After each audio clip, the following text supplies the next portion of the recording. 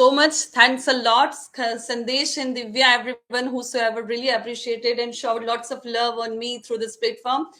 So दो words में जो आप लोग को बताना चाहती हूँ, जिसमें पहला वर्ड्स है, लिखेंगे आप सभी लोग, अपनी नोटबुक है तो नोटबुक में लिखिए, नहीं तो मोबाइल में लिखिए. Okay, the first word is WOO. WOO. This word, why am I telling this word, क्योंकि आजकल ये वर्ड बहुत ज्यादा यूज होने वाला है. ये वर्ड बहुत ज्यादा यूज होने वाला है. That is WOO. वू. वू का मतलब होता है किसी को जब हम इम्प्रेस करना चाहते हैं कि वो हमारे में इंटरेस्ट ले और हमारे को इम्पोर्टेंस दे, हमारे से शादी करे, हमारे साथ डेट पे जाए. जब आप किसी के साथ डेट पे जाना चाहते हैं, जब आप किसी के साथ शादी करना चाहते हैं, किसी को के साथ रिलेशनशिप में रहना चाहते हैं, तो ये वर्ड वहां यूज होता है. ये इंग्लिश वर्ड है WOO. वू. मतलब फॉर एग्जाम्पल ए और B, A is a boy, B is a girl. Okay, for example A is wooing, this is a verb. Okay, VERB, this is a verb. So there is a ing form, there is a ed form, there is a past and past participle as well. Okay, so वो WOO, जब कोई लड़का किसी लड़की को impress कर रहा है या उसके साथ डेट पे जाना चाहता है या उसको उसके साथ शादी करना चाहता है, उसका टाइम स्पेंड करना चाहता है, you better understand what I am speaking. या लड़का या लड़की है, लड़की लड़के को, जो भी है, इस तरह की चीजों को हम लोग बोलते हैं वो क्या कर रहा है इम्प्रेस करने के लिए, वो. ठीक है, फॉर एग्जाम्पल अगर मान लो एक इतना अच्छा वर्ड्स बोल रहा है, बहुत प्यारी प्यारी लाइंस बोल रहा है बी के लिए, तो बी को क्या कर रहा है, he is wooing B. He is wooing B. WOO. Okay, that is the new word for you for today. And the second word is very common. I mean, like, you people are not aware with this, but this is really going to help you. That is at. At once, जिसमें आप my लिखेंगे. जैसे मैं आपको पहले sentence बोलती हूँ, फिर आपको समझाती हूँ.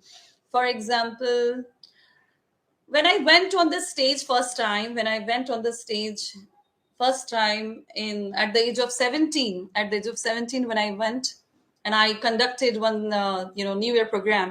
That time when I went on the stage, I had a mic on my hand and I forgot some lines. And that time I was at my wit's end. That time I was at my wit's end means I forgot the things, whatever I have learned. So that time what I said that, oh my God, I am at my wit's end. I don't know what to speak next because I forgot my lines. Okay, so that is at my wit's end. Here my why so, because I'm speaking about myself. Okay, I'm speaking to myself that I am at my wit's end. WIT, wit मतलब होता है idea. विट मतलब होता है बुद्धि, यानी कुछ thought, कुछ कंटेंट जो हमारे माइंड में रहता है, that is called wheat. Okay, so I am at my wits and. And and मतलब फिनिश, वीट मतलब आइडिया, एट मतलब मैं उस पे हूँ. आई am at my wits and. कुछ समझ में नहीं आ रहा है यार, क्या करूं, आई am at my wits and. एक मम्मी ने अपने बच्चे को खूब डांटा, खूब बोला कि पढ़ने बैठ, डांट के बोला, प्यार से बोला, मार के बोला, नहीं समझ रहा है. Now mummy is at her wits end. अब मम्मी आ गया इसलिए हर आ गया. Mummy is at her wits end. Getting or not? और एग्जाम्पल्स बताओ. Shall I speak more sentences to explain this beats and? Yes or no? Or you understood? Reply me fast. Come on, everyone, reply me. I want to see your reply. Yes. So you want to have more sentences to understand this line? Okay, I'll speak more sentences. Okay. So now let me explain again. भाई देखो, हमारे पास, और गौरव भैया, hi hello, आ गए आप. Rishikesh, thank you so much for joining. Yash, please से इन slowly. अच्छा, मैं धीरे बोलूं? ओके, मेरी स्पीड धीरे करूं? ओके, मैं धीरे धीरे बोलती हूँ. So I am at my wits and मतलब होता है कि मैं मेरे माइंड के जो थॉट्स है, अब वो मेरे माइंड के थॉट्स क्या हो गए, ब्लैंक हो गए, मुझे कुछ समझ में नहीं आ रहा है. मैंने एक ऑप्शन देखा, काम नहीं किया. दूसरा ऑप्शन देखा, काम नहीं किया. तीसरा ऑप्शन देखा, नो ऑप्शन इज वर्किंग.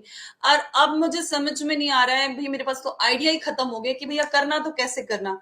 तो तब बोलेंगे आई am at my wits and.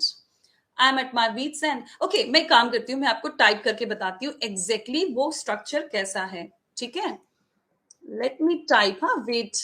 at at my wits at my wits and देखिए, ये जो माय है ना, माय इज रिप्लेसेबल। अगर मैं आई करके बोल रही हूँ तो ऑफकोर्स माय लगेगा, ही करके बोल रही हूँ तो हिज लगेगा, शी बोल रहे हैं तो हर लगेगा, दे बोल रहे हैं तो देयर लगेगा, किसी का नाम लेके बोल रहे हैं तो as per the gender his और हर लगेगा। Okay, like that. जैसे my brother was at his wit's end when she denied for coming to the party. In spite of making several attempts when she failed, in spite of making several attempts when she failed, she was at her wit's end. बहुत प्रयास करने के बाद भी जब वो fail हो गई तो वो अपने बीट्स एंड पे थी, मतलब उसके दिमाग में कुछ समझ में नहीं आ रहा था कि अब मैं नेक्स्ट क्या करूं। तो इसको बोलते हैं I am at my wits end, she is at her wits end, we मतलब हम सब। ठीक है, हम सब मान लो हमारे दिमाग काम ही नहीं कर रहा है, हम परेशान हो गए सोच सोच के, तो कैसे बोलेंगे? We are at our wits end. Is this clear to all? Is this clear to all? First, please tell yes or no. So, two words you learnt. The first is woo. Woo means you people must be wooing someone. You all must be wooing someone. है ना? That is woo. W-O-O. And the second word is, that is a complete phrase, at someone's at one's wheat's end. Yes, yes. Thank you so much for getting the things. And now I think